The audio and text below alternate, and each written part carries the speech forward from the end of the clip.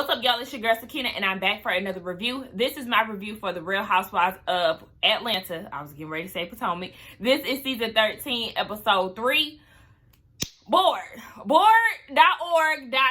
.net, every damn thing, okay? Because I'm like, oh my gosh. This episode was so boring. Like, the last one I did say it was kind of boring, but to be honest, the last episode was juicy.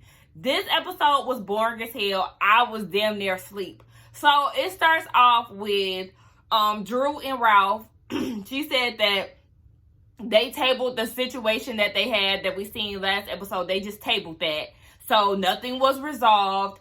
They just moved on as if nothing happened. She said that, you know, that annoys her, but she says that they don't have the tools to get through it or to get past it. So they just wait around for the next argument.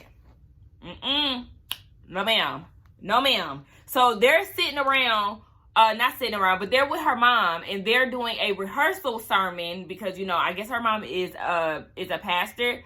But yes, they're doing a rehearsal, and the sermon's title is Bridle Your Tongue, and it was inspired by Ralph. So, of course, he feels some type of way, and he's trying to go at it with her mom. And Drew was trying to be the middleman, like, look, no, Ralph, this is not that. Won't you just try to learn from the situation? But he don't want to hear none of that.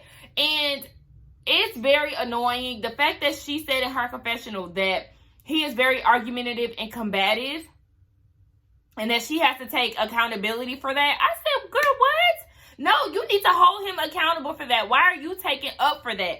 That's his problem that he needs to work out. Like, girl, no ma'am. So then we end up seeing Toya and Kenya. They're down at Kenya's house, and they're talking about how they was twins and all of this. They real giddy to see each other, right? And this is the thing with me. Relationships where you do a lot of that's all we hear all day. That does not come off genuine to me. That's just like very surface friendships, and I know they're getting to know each other, and I don't know what they're doing behind the scenes, but I look at relationships like Phaedra and Portia. That's all you heard all fucking day. And what happened with their relationship? And there was another person, Portia and Nene, and they end up falling out. Like, I don't like all of that. If I can't see the different sides of your friendship and all I hear is that giddy shit, even with Portia and Tanya.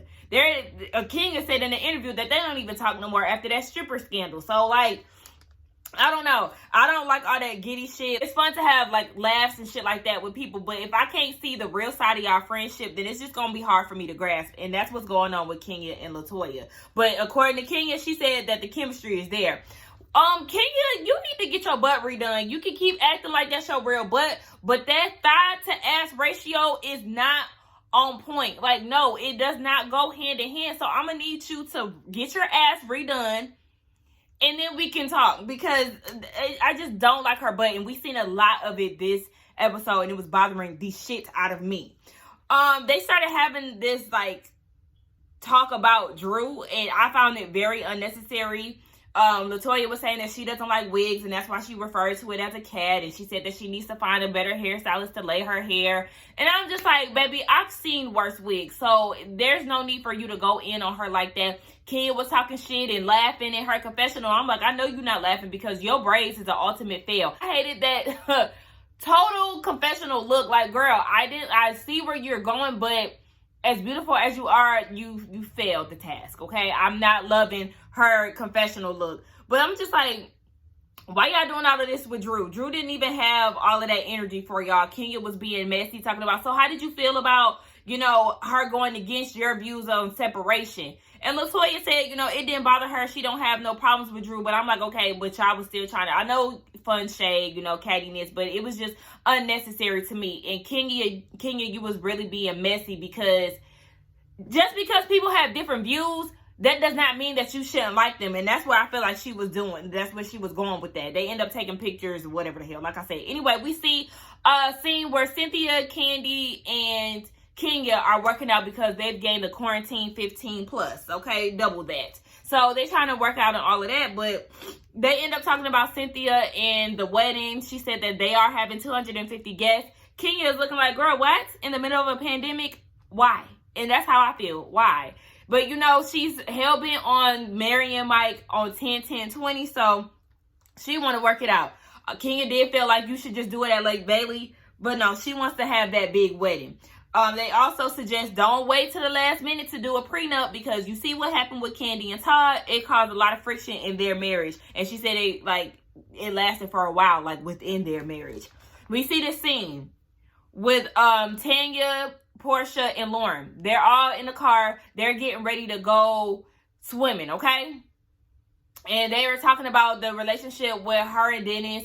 Portia said that she just really wants to be by herself right now because she didn't like who she was in the relationship. So, of course, they broke up, and we seen all that following each other, subliminal captions and all of that. So, yeah, we knew that they broke up by then. Who the fuck are these people? Who are these people? Who is Fallon? Who is Simon?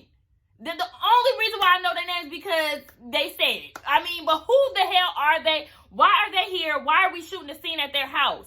Like, where did y'all get these people from? And it just that whole pool scene was irritating me. I couldn't focus on anything else. I just kept saying, why are we here, Ike? Who are these people? Make it make sense. Y'all just throwing anybody in the motherfucking scenes. We ain't never seen her before, but all of a sudden y'all shooting a whole scene at her house. Anyway, I don't even want to talk about what was going on because they was just getting on my nerves. I didn't like that. Drew and Ralph. She moving to a different house down the street with Crazy. And he's not crazy, it's Ralph. He doesn't want to give her any detail on what's going on. She said that she got married to be, you know, in a partnership, but he's very controlling and he only wants to do this whole house thing by himself. He doesn't want her involved. I said, girl, are these red flags? But yeah, you ignoring them. They get in the car to go see the new house. She also said too that they are going to therapy, and she did talk to the therapist beforehand, and Ralph didn't like that because he was like, okay, she's going to be biased. Like, you already have her team you, and now it's going to be y'all two against me. Honey, you're too concerned. I mean, can you just go through a therapy session before you start making assumptions? Because I'm sure that's not even the case. Therapists tend to be neutral. So, yeah, like, just, he's exhausting. And I don't understand why Drew is just continuing on with this, because the words that you're using to describe your husband is a no-show. Is a no-go. You use the words like controlling, combative, argumentative. Where are the good qualities? Because we're not seeing this. And he's doing too much for TV. He's doing too much for our preferences. So then we see Cynthia and Mike. They're down at the wedding venue. The venue is very nice. I really liked it. And Mallory is there too. So Mallory and Mike, they're real close. And they're talking about all the C-19 precautions that they have to take with this wedding. And Mallory and Mike both agree that, okay, well, maybe we should do it at Lake Bailey if things don't go right by October. Why they say that? Because Cynthia just went into full diva, spoiled brat mode. She was not trying to hear it. She was very flip-floppy, right? So Mike is like, okay, so we're getting married on 10-10-20, right? She's like, duh, like I got the earrings. Like her earrings that said 10-10-20. And I kept wondering what her earrings were saying, but when she flipped it over, I was like, oh, so you serious? You dead ass serious about this. Okay. So she was she wanted to do it at that date, but then the more they kept questioning her and trying to give her another option just in case things don't go as planned, she started to get upset. Then she kept trying to say that the date didn't matter, but yet you have earrings. And yet you keep telling everybody about it. You done plastered it everywhere. So yes, you're hell-bent on getting married on 10-10-20. Mike wants you to get married on 10-10-20. He wants y'all to get married, but he wants y'all to also have other options. She don't want to hear it. One minute she don't want to get married at the venue. Next minute she don't care where they get married. And next minute she don't care about the date. Girl, yes you do. I just feel like what Cynthia is doing is cracking under pressure.